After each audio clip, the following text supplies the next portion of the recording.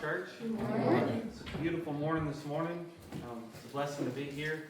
Before we get started, Brother Matt has asked to come out of obedience to God to share his testimony. So we're going to let Brother Matt come and share what God has laid on his heart for us this morning before we get started.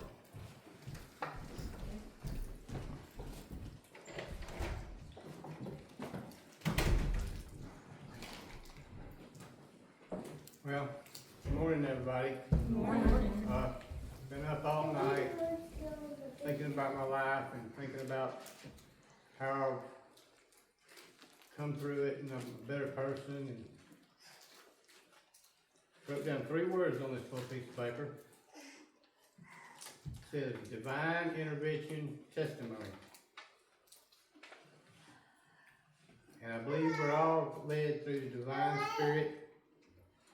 And I like to say, through divine intervention, I was allowed to spend the last 7 months with my mother before she passed away. Through divine intervention, I was thrust out of a home that I had built for 20 years, a family that I loved, and a woman that I was living with for 20 years before I moved up here to be with my mother. When I met her, she had 2 kids, 2 boys, 6 and 8, and I tried to treat them as good as I could and treat them like they were my own. Bought them everything I could to try to make their childhood and everything good and well. We had my daughter. I did the same for her to try to get everything she needed. Go-karts, mini bikes, motorcycles, 4-wheelers, everything. From bicycles to tricycles to power wheels, I got it all for them, you know. I tried to do right by all of them. And my wife started a cleaning business, and we cleaned for people all over Mountain Brook and stuff. And we wound up borrowing some money from some people, and we borrowed the money together, and but she went by the land office and paid for the land and stuff from the money that we both borrowed, and my youngest stepson was playing with fire out behind my garage one day, and I was working on my mother's car, and we decided to bring it back up here because I was through working on it. And when we left, the fire caught back up and burnt my garage down. And through divine intervention, it didn't burn my home down. The fire department got there and put it out, and everything was okay. But the steps on the back were on fire. The gas bottle didn't explode. It melted parts of it, but it didn't explode. Through divine intervention, Heavenly Father saved my home. Shortly after that, my daughter told me that he was playing with the fire out there. So, forgave him for all that and everything went on. But later on, he started to fight with me and all, and I tried to avoid him, go in the house, and he followed me, and things escalated, and my wife and him wound up leaving.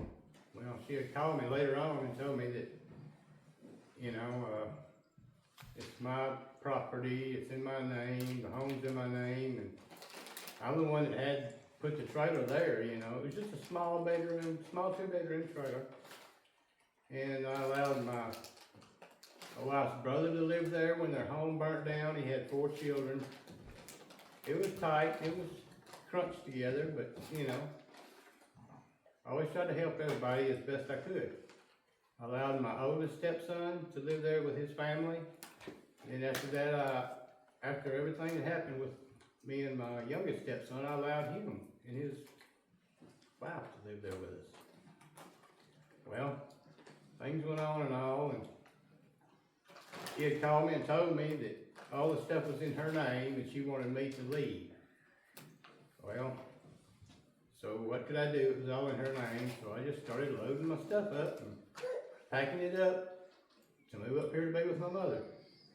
My mother had already been in pretty good stages of dementia and in bad health. And through divine intervention, it allowed me to spend the last 7 months of her life with her, taking care of her and being with her. And I hauled about 25 loads of stuff up here, brought all my stuff up here, and I wound up making a little small building out of a trampoline frame that the kids used to jump on. Well, I put a tarp over it. That's where I stored all the things that I had for 20 years. You know, you seem to accumulate a lot in 20 years. I moved all this stuff by myself and everything, and got up here and got moved up here and started taking care of my mother. This was back in 2018, and I had animals and stuff, and I went outside one night, it was raining, and went to the little building that I had constructed, you know, not much, just a tarp over it, little bars, you know, tarp. And I had 2 cats that were expecting kittens. I was checking on them, and my really old dog was checking on him, and a tornado hit. And it came through the yard, over the mobile home, tore a lot of the roof off of it to the wood, you know. And through divine intervention, my mother was saved. It knocked down 100-foot pine trees, 20 foot away from me. I heard glass breaking, and it all lasted maybe a minute, 15 seconds, and it was over with. And I stepped outside, and I seen the trees, and I thought the trees had crushed my car, my Jeep. But as I got closer, I seen that through divine intervention, my vehicle was saved. So then I thought, oh no, my mother. So I went in, and my mother looked up, laying on the couch. She looked up, she said, "It's raining." And through divine intervention, she didn't realize what was going on. Of course, she had the dementia and problems and health issues, you know. And I told her, I said, "Yes, Mother, it's raining." And a tornado just come over the house, and there's a roofing everywhere, and trees are down all in the yard. Through divine intervention, one of the trees knocked down was right there at my mother's front window where she was laying on the couch. And it hit another tree, and that tree stopped. To this day, it's still laying against that tree in the front of my yard. Through divine intervention, my mother was saved. Through divine intervention, I was saved, my animals were saved. When the tornado was passing over, I never experienced any kind of wind or damage like that. And I was just screaming, "God, please, God, please."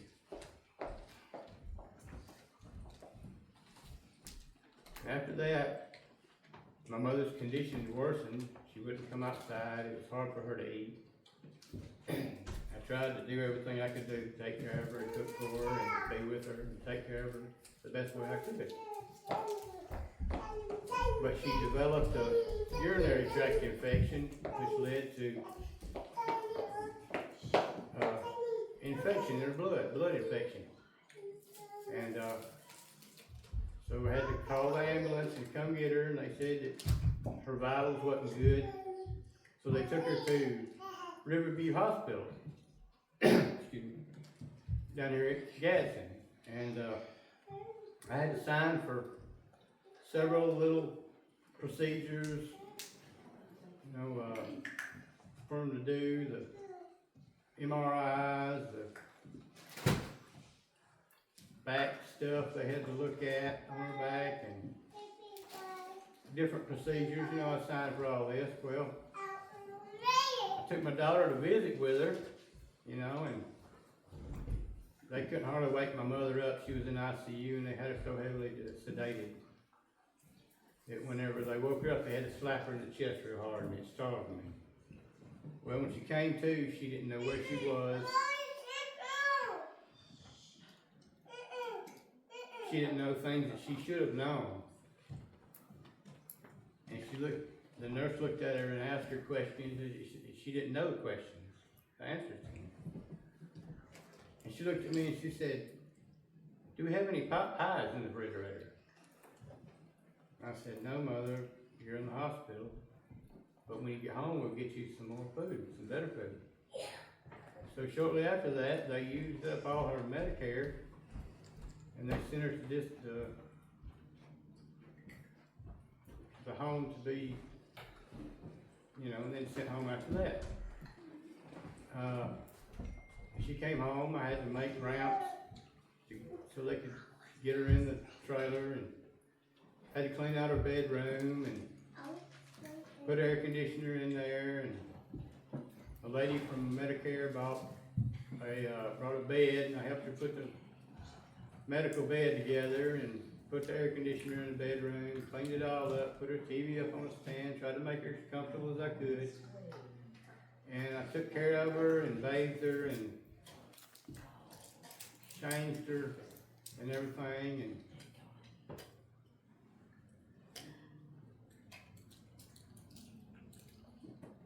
through divine intervention, I was allowed, privileged to take care of my mother like she took care of me when I was small, when I was growing up. So, we all go down that road, and through divine intervention, our Heavenly Father helps us along the way. Just like everything that happened to me, through divine intervention, I was saved by different things that could have happened, like the tree falling on my vehicle. It was saved.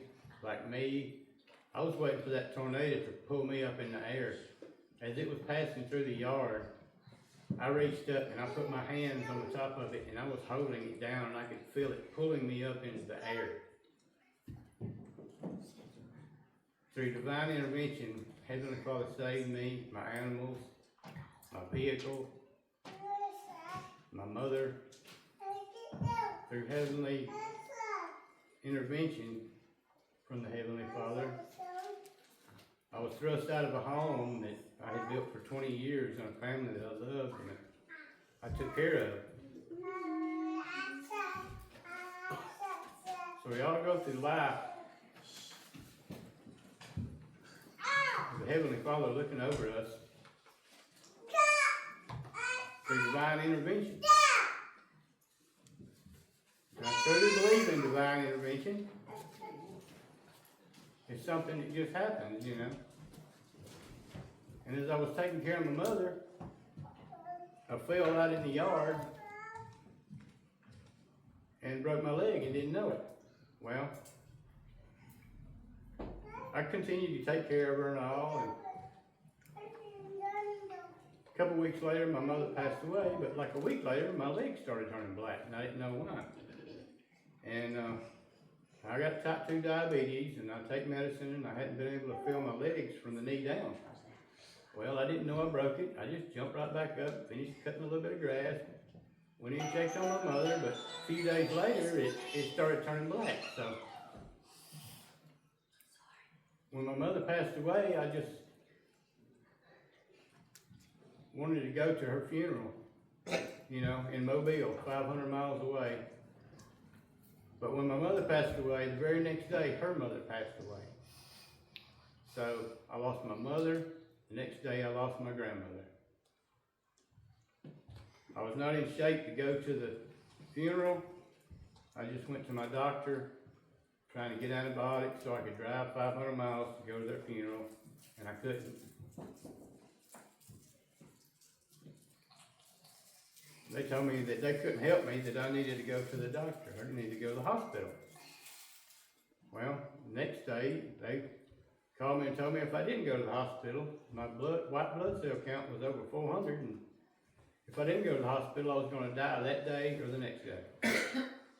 So I become terrified, and I went to the same hospital that my mother was in, where I felt like she was not treated right, Riverview Hospital, and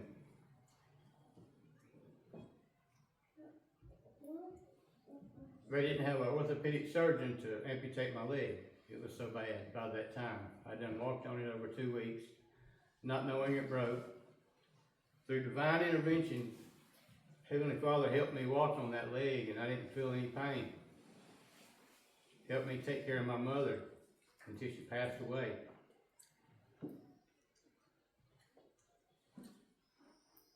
We all go down a hard road, but through divine intervention, our Heavenly Father helps us. So I wasn't able to go to my mother and grandmother's funeral. I was on the operating table getting worked on my leg, you know. But then the doctor told me that I had to lay there another month on painkillers and antibiotics. So I had to break out of that hospital.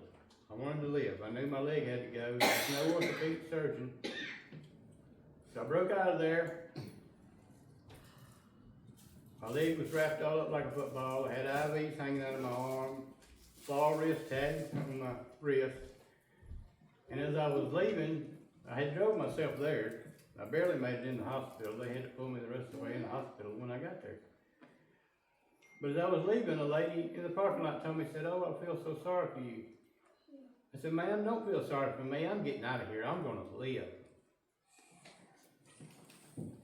So through divine intervention, Heavenly Father made me get up out of that hospital and leave. Well, I come home, checked on things, and I called the ambulance to take me to UAB. When I got to UAB, I knew I was in the hospital then. They asked if they could take pictures of my leg for a medical journal, so my leg is famous, more famous than I am, you know. And next morning, you know, they admitted me. Next morning, of course they admitted me. Next morning, the doctor come in at 6 o'clock in the morning and said, "Mr. Davison, we're going to have to amputate your leg." I said, "I know. That's why I'm here. Y'all get to work." He said, "Well, I've never had a response like that." And I said, "Well, did everybody else have to break out of a hospital that told them they were going to have to lay there and die?" And I kept my wits to me. I went through all this alone. I kept my humor to me. Told all my nurses that I was just going to be a pirate for Halloween, you know. And if you see anybody who wants to sell a pirate ship, let me know. And I just kept comical with everybody and kept a good outlook on life. You can't cry over spilt milk. You have to play the cards we're dealt. But I truly believe in divine intervention from the Heavenly Father. I believe in the 10 Commandments, what we're supposed to do. And I guess I'll close with saying that these 3 words, divine intervention testimony, is all I wrote down. And I've been reflecting on my life, and I feel as though I'm learning something every day. I'm more active, I'm doing better. Heavenly Father helps me more. I live alone up here with my cats and all my animals and deer in the yard and everything, and I'm pretty happy. And just want to thank you all for listening to my testimony. And Heavenly Father bless you all. Thank you. Thank you, brother.